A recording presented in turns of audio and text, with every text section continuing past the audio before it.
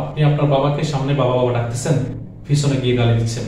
এই বাবা ডাকার মর্যাদাটা কি? এই বাবা ডাকার প্রয়োজনটা কি? আপনি সৃষ্টিকর্তা কি বলছে সেটাই বুঝতে পারেন না। فَإِن لَّمْ تَفْعَلُوا فَأَذَنُوا بِحَرْبٍ مِّنَ اللَّهِ وَرَسُولِهِ وَإِن تُبْتُمْ فَلَكُمْ رُءُوسُ أَمْوَالِكُمْ لَا تَظْلِمُونَ وَلَا تُظْلَمُونَ। আর যদি তোমরা সুদ ছেড়ে না দাও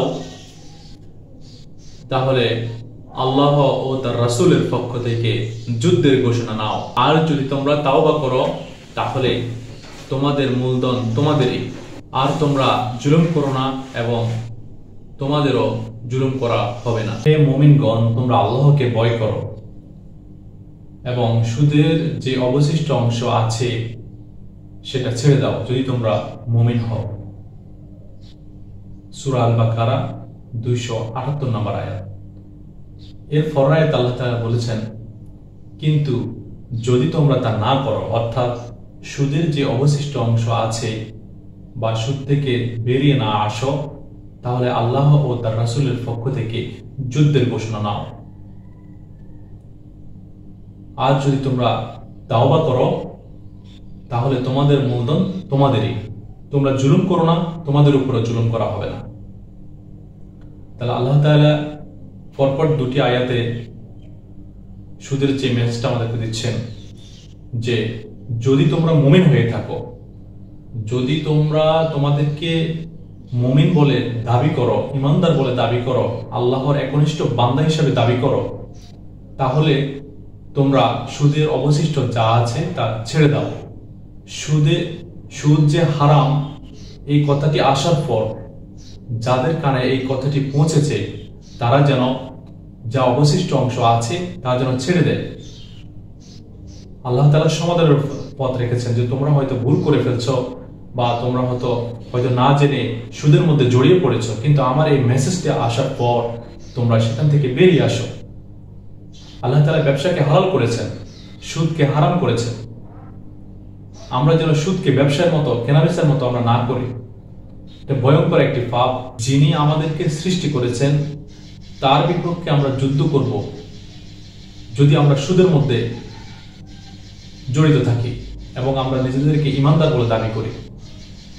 তাহলে আল্লাহ ও তার রাসূলের বিপক্ষে যুদ্ধ করে আমরা তার সৃষ্টি হয়ে তার বিপক্ষে যুদ্ধ করব। অন্য কোনো এই পবিত্র কোরআনুল কারিমে অন্য কোনো পাপের জন্য এত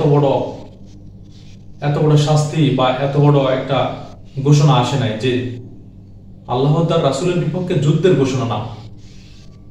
তাহলে আমরা কি আল্লাহর বিপক্ষে যুদ্ধ ঘোষণা করতে পারবো? আল্লাহর বিপক্ষে আমরা যুদ্ধ করতে পারবো? একজন যদি মুমিন হয়ে থাকে, আমরা যদি নিজেদেরকে মুসলিম হিসেবে নিজেদেরকে একজন মুমিন হিসেবে দাবি করি, তো এটা কখনো আমরা পারবো না। যিনি এই মহান সৃষ্টি জগতের মালিক, 7 আসমান থেকে শুরু করে ভূগর্ভস্থ যত কিছু আছে সবকিছুর মালিক, সবকিছুর নিয়ন্ত্রক, এই সৃষ্টিকর্তার বিরুদ্ধে আমরা যুদ্ধ ঘোষণা করি যুদ্ধের মতো, তাহলে সেটা আমরা অবশ্যই পরাজিত হবই হব। আমরা সাময়িক হয়তো কিছু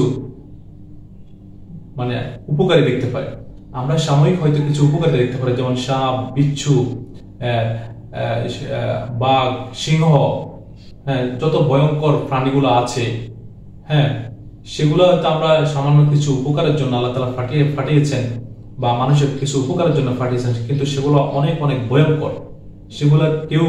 সেগুলোর উপকারিতার থেকে অপকার অনেক বেশি। যেমন সুদ, যেমন হচ্ছে কারোর উপর জুলুম করা, ঘুষ, হত্যা, রাহাজানি, ব্যভিচার, এগুলা সাময়িক হয়তো মানুষের মনে প্রশান্তি দেয়, কিন্তু এটার অপকারিতা অনেক বেশি। যে জুলুম করা, কারোর উপর ঘুষ নেওয়া, ব্যভিচার, হত্যা, রাহাজানি, চাঁদাবাজি, এগুলো হয়তো সাময়িক কিছু উপকার হয়, কিন্তু এর অপকারিতা অনেক বেশি। ঠিক সুদ জিনিসটাই হচ্ছে এরকম। আমরা অন্যের উপর জুলুম করি, আমাদের হয়তো সাময়িক কিছু উপকার হয়তো আমরা বুঝতেছি, হয়তো আমাদের মনে হয় হয়তো কিছুটা উপকার, কিন্তু আসলে এর অপকারিতা এত এত বেশি, যেখানে রাসূল আল্লাহ এবং তার রাসূলের বিপক্ষে যুদ্ধের ঘোষণা। তাহলে সেটা আমরা যদি একজন নিজেকে যদি একজন মুমিন, একজন ইমানদার, একজন আল্লাহ তাআলার বান্দা, আমরা যদি পরকালকে বিশ্বাস করি, আমরা যদি মুমিন হই, তাহলে কিভাবে আল্লাহর বিপক্ষে আমরা যুদ্ধ করব? আল্লাহর বিপক্ষে যদি আমরা যুদ্ধে দাঁড়াই, তাহলে আমাদের আর কিছু থাকে? এর থেকে কুফরের যে ভয়াবহতা, একজন কুফরি করলে তো এত বড় শাস্তির কথা আল্লাহ তাআলা বলে নাই। তাহলে সুদ এত জঘন্য, এত খারাপ একটি জিনিস, তাহলে আল্লাহর বিপক্ষে যুদ্ধ করে আমরা কিভাবে দুনিয়ার শান্তির জন্য এটা করে থাকি? যে সৃষ্টিকর্তা আমাকে সৃষ্টি করে, সেই সৃষ্টিকর্তার বিপক্ষে আমি যুদ্ধ করছি, আমি শান্তি খুঁজতেছি, আমি উপকারিতা খুঁজতেছি। আল্লাহ তাআলা আমাকে সে বোঝার তৌফিক দান করুন। আল্লাহ তাআলা সুযোগ দিয়েছেন যে তোমরা সুদের মধ্যে জড়িয়ে পড়েছ, হয়তো তোমাদের কাছে সেই মেসেজ হয়তো আসে নাই, সেটা হয়তো বুঝতে পারো না, কিন্তু যখন থেকে আমার এই আয়াতটি তোমার কানে এসেছে, অথবা আমি তোমাদেরকে জানিয়ে দিয়েছি, এরপর থেকে তোমরা এটাতে জড়িও না। আর যেটা তোমরা জড়িয়ে পড়েছো, যেটা তোমাদের এখনো সুদের উপর লাগানো আছে, সেটা তোমরা ছেড়ে দাও। তাহলে তোমরা তোমাদের বাকি যে মূলধনটুকু আছে শুধু সেটুকু না, অতিরিক্ত তোমরা সেটা ছেড়ে দাও। তোমরা জুলুম করিও না, তোমাদের উপরে জুলুম করা হবে না। এটা একটা এক প্রকার জুলুম। তুমি কাউকে 10,000 টাকা দিয়ে 1 মাস 2 মাস পর 12,000 টাকা নিচ্ছ, ওই 2,000 টাকাই অতিরিক্ত, যেটা এটা হচ্ছে সুদ। সেই 2,000 টাকা দিয়ে ছেড়ে দাও, এবং সুদের মধ্যে জড়ানোর যদি সংকল্প করো, তাহলে আল্লাহ তাআলা তোমরা যে ভুলটা করেছো, যে সুদগুলা বিগত দিনে নিয়েছো, সেগুলো আল্লাহ তাআলার অধীনে থাকবে। আল্লাহ তাআলা ইচ্ছা করলে সেগুলো মাফ করে দিবেন, তোমরা যদি সংকল্প করো যে আমরা আর সুদে জড়াবো না। তাহলে যেখানে যুদ্ধের ঘোষণা আসছে, এর থেকে বড় আর কি বলবে? আল্লাহ তাআলা আমাদেরকে সঠিক বুঝ দান করুক।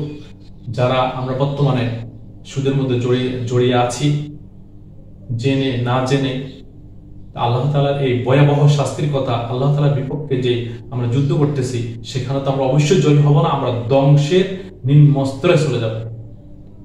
আমরা যদি জানার পরেও আমরা যদি সুদের মধ্যে জড়িয়ে থাকি, আল্লাহ তাআলা সুন্দরভাবে আমাদেরকে বুঝিয়ে দিয়েছেন যে তোমরা যদি সুদ হচ্ছে হারাম, ব্যবসা হচ্ছে হালাল, এবং যেটা ভুল করে ফেলেছো সেটা ছেড়ে দাও, তওবা করো। আর যদি না ছাড়ো, তাহলে আমার বিপক্ষে এবং আমার রাসূলের বিপক্ষে যুদ্ধের ঘোষণা।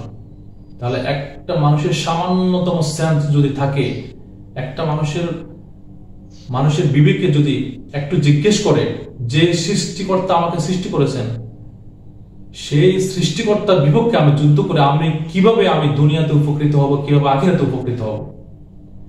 আমি যে প্রতিষ্ঠানে চাকরি করতেছি, সেই প্রতিষ্ঠানের বসের বিপক্ষে আমি একটি যুদ্ধ তো দূরে থাক, একটি কথা আমি যদি অন্যায়ভাবে বলে, আমি সেটার প্রতিবাদ পর্যন্ত করতে পারি না, আমাকে চাকরি থেকে বহিষ্কার করবে, আমার উপর জুলুম করা হলে, আমার অন্যায় করা হলে। তাহলে যে সৃষ্টিকর্তা আপনাকে সৃষ্টি করেছে, সেই সৃষ্টিকর্তা বলতেছে এখানে যুদ্ধে আমার সাথে যুদ্ধ করার মতো। তাহলে পৃথিবীর কোনো শক্তি নেই সেই সৃষ্টিকর্তার বিপক্ষে যুদ্ধ করে জয় হওয়া। এটা মনে আনা তো দূরের কথা, এটা কল্পনা তো আনা যাবে না, এটা কখনো কেউ পারবে না। তাহলে আল্লাহ তাআলা আমাদেরকে বুঝার তৌফিক দান করুন। আমরা যারা সুদের মধ্যে জড়িত আছি, আল্লাহ তাআলা আমাদেরকে আমরা যেন আল্লাহর কাছে চাই, আল্লাহ আমাদেরকে যেন ছোট্ট একটি হালাল রুজির ব্যবস্থা আল্লাহ তাআলা আমাদেরকে করে দিবেন। আমরা যেন হালাল পথে থাকতে পারি, হারাম থেকে যেন আমরা বের হতে পারি। আমরা যারা এই যে বর্তমান সমাজে এই ভয়াবহতা অনেক বেশি, মানুষ সুদের ভিতর জড়িয়ে থেকে মানুষ হজ করতেছে, নামাজ পড়তেছে, এটা কিভাবে সম্ভব? আপনি আপনার বাবাকে সামনে বাবা বাবা ডাকতেছেন, পিছনে গিয়ে গালি দিচ্ছেন। এই বাবা ডাকার মর্যাদাটা কি? এই বাবা ডাকার প্রয়োজনটা কি? আপনি সৃষ্টিকর্তা কি বলছে সেটাই বুঝতে পারেন না, আপনি হজ করতে যাচ্ছেন, আপনি নামাজ পড়তেছেন।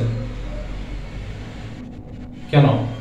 একটা মুসলমান কিভাবে বছরের পর বছর 10 থেকে 15 20 বছর কিভাবে একটা সুদ খেয়ে থাকে, সুদের মধ্যে থাকে, সে যদি মুসলিম হয়ে থাকে? আল্লাহ তাআলা আমাদেরকে বোঝার তৌফিক দান করুন। আমিন। আসসালামু আলাইকুম ওয়া রাহমাতুল্লাহি ওয়া বারাকাতুহু।